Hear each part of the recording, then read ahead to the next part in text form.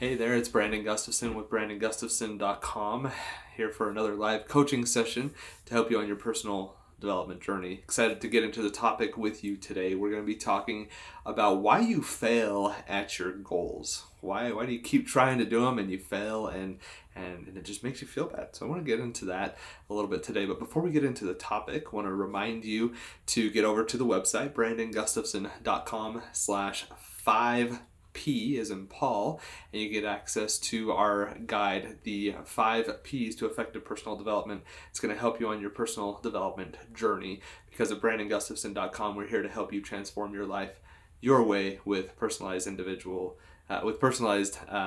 personal development specifically for you, designed specifically for you. Also, if you are new to the channel, make sure you hit like and subscribe to the video. Hit that bell notification so you get notified every time that we do one of these live coaching sessions. And if you're here right now, make sure you comment down below. Let me know that you're here. Hit the like button and we'll get into the topic. If you have a conversation, any questions as I go through this, make sure you are commenting down below. And I'll get to those as I go through the video and we'll work through this. So I want to get into the topic today. What we're going to be talking about is why you fail at your goals. But something I wanted to share is a story actually from a conversation I just had with my wife this morning. And I think it's going to add quite a bit of context to what we're talking about in our video today, in our coaching session. So I was talking with her and before I came up to get into my office and really start working, and she mentioned that she's just feeling very overwhelmed. We started kind of diving into why she's feeling overwhelmed, and ultimately what it came down to is we went grocery shopping last night, and we have a lot of food that we need to make, and there's a lot that's going on. As you know, I'm recording this on Wednesday. If you're live, you know that. And we went shopping last night, got a bunch of groceries. She's got a bunch of stuff she wants to do making food this week. We have a party she's got to make cupcakes for, and my wife makes the absolute best cupcakes. So I'm not even kidding. They're so good. So she's got to make cupcakes for this party. She's got to make food for the kids that are going back to school so that they're easy to go, just kind of like some meal prep type of stuff, just easy things for breakfast and lunch type of food that she can have. And then we got a bunch of fresh produce from her parents this weekend on Sunday. We have 5 or 6 cucumbers and a huge bowl of cherry tomatoes and just a bunch of stuff. And so we've got a lot of food that we want to get through. She wants to try out like a pickle recipe with the cucumbers and see if we can figure something out with those and just all of those. And it's overwhelming, right? And so the goal here for her that she has is to make all of the food and make it so that we have the food that we need. And as she was thinking through that, she's just like, I can't. I'm starting to seize up and starting to not feel like I can make progress on this. And this is actually a conversation, kind of a continuation of a conversation that we had the night before and the day before.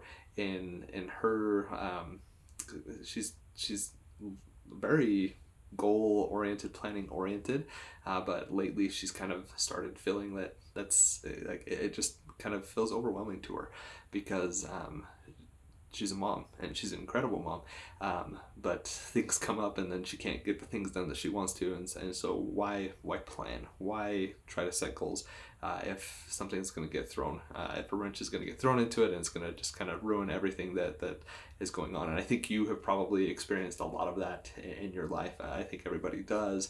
And so we started talking about this. So the goal here that she has is to make all of this food, make the cupcakes, make the school food for the kids, make some pickles, let's eat all the cherry tomatoes, let's get all of that done so that we don't have to throw it away. So we started kind of breaking this down and why she's feeling overwhelmed and how to compartmentalize that larger goal of making all the food without feeling too overwhelmed with the way that it's going. So the first thing that I want to talk to you about here and why you're failing at your goals is fear of overwhelm, just the fear of failure and being overwhelmed with what's going on in your life. And sometimes it can be so much, and it feels like you have too many things to worry about. I mean, there's 4 days to make all of that food, but she's been dealing with a sinus infection. She's got to go pick up the kids from school. My youngest is in kindergarten, has some testing she's got to go to.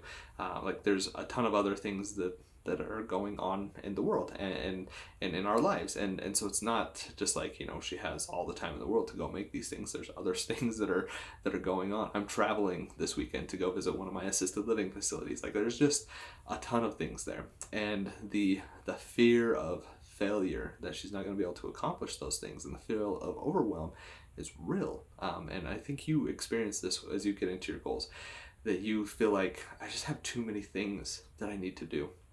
And something I'm building in the course is how you can kind of work back and make it so you have less of those things to worry about. And I'm excited to share that with you. So make sure you get over and sign up for the 5 Ps, the guide with the 5 Ps on it, because then you'll be the first to know about that course when it comes out. It's going to really help you out through that process and goal setting and prioritizing the things that you need to be working on. But that fear of failure and overwhelm is real. And that's the first one. For why you are failing at your goals. The next thing is you need to embrace the power of progress. And I think a lot of us, we fail to do this. And just making incremental step-by-step progress is something that is really hard to do. And it's hard to just kind of take a step back and realize, yeah, I'm making progress on this thing, and I'm going to continue making progress on it. So in the example, the story that I'm talking about with my wife and making the food, we had a conversation. We continued that conversation, and ultimately what we talked about is, okay, so the food doesn't need to be made until Monday for the kids to go back to school, and the cupcakes, the party's on Saturday, so they don't need to be made until Saturday. And then we've got the cucumbers and the tomatoes. So how can we break this down? And so we started talking about it, and I think talking through it allowed her to see, okay, I could make the cupcakes on Friday and they'd be ready on Saturday, and then I'm going to be gone on Saturday, and so to kind of help give her something to do on that day, she can make all of that food for the kids all day on Saturday, and then that leaves today, Wednesday, and Thursday to try to figure out the thing with the cucumbers. And that's much more manageable, to kind of break this down into bite-sized chunks, still feel like you're making progress, rather than, okay, I'm not going to do anything today because I'm feeling overwhelmed, and then tomorrow comes and I've got tomorrow, I can do it, and then Friday comes and you're starting to feel really tense and anxious and just it's really starting to get to you, and you can't do anything. And then Saturday you have to do it, and so you push through it, and then you get burned out and you feel overwhelmed, and then Sunday you're just exhausted.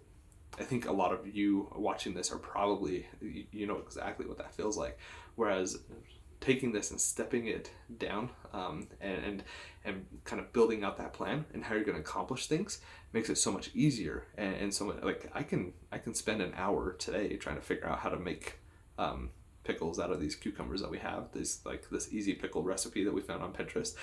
We can try to figure that out, and I know it's going to take a few hours to make the cupcakes on Friday, but I can do that. That's not a big deal. And then I have all day on Saturday to make the food that I want to make, and I can incorporate my kids into that process and help them see what food we're making, and help them make the food.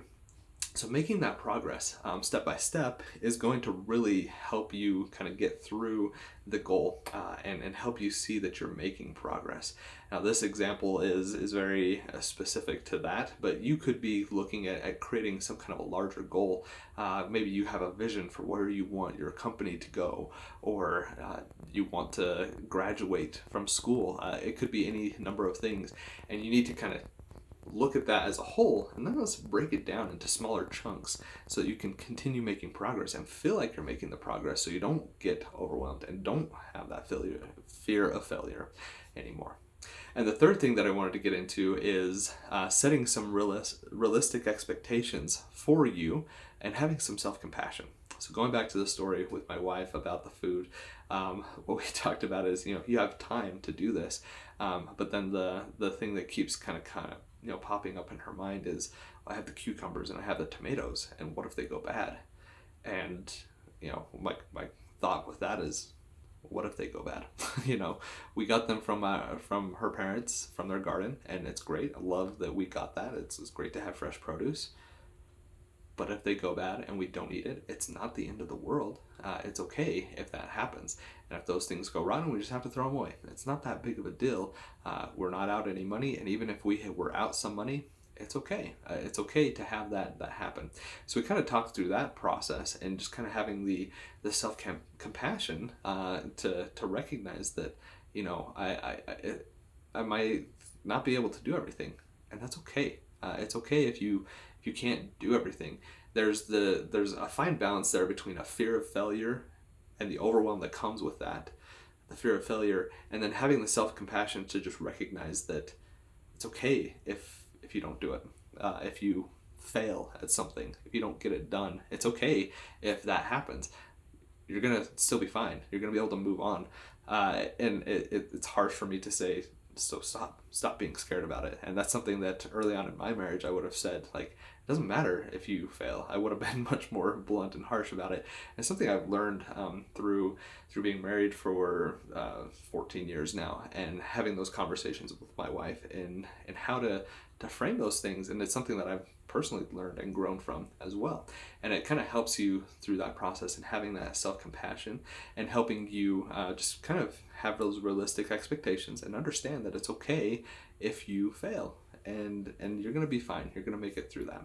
So to recap what we've talked about here as to why you fail at your goals, why you fail to accomplish your goals. Number one, we talked about the fear of failure and overwhelm, and why you have that, and putting too many things on your plate. Then we talked about embracing the power of progress and making incremental progress, and setting up kind of milestones on your way to achieving your goals. And number three is setting realistic expectations and having true self-compassion when you don't accomplish something that you want to do. And it's okay to fail. So I wanted to make sure I shared that with you. I think it's something that's super valuable, something I learned this morning just in conversation with my wife. And I think it's a really cool kind of principle for you to understand about goal setting, and why you're failing at your goals, and how you can kind of confront that, and how you can continue making progress as you go on your personal development journey. Because here at BrandonGustafson.com, we're here to help you transform your life your way with individualized personal development strategies that are specific to you. Make sure you get over to the website, BrandonGustafson.com/5Ps. Or 5P, so you can get access to the 5 Ps to effective personal development, and help you on your personal development journey. Again, BrandonGustafson.com. We're here to help you transform your life your way. Thanks for watching, and have a great day.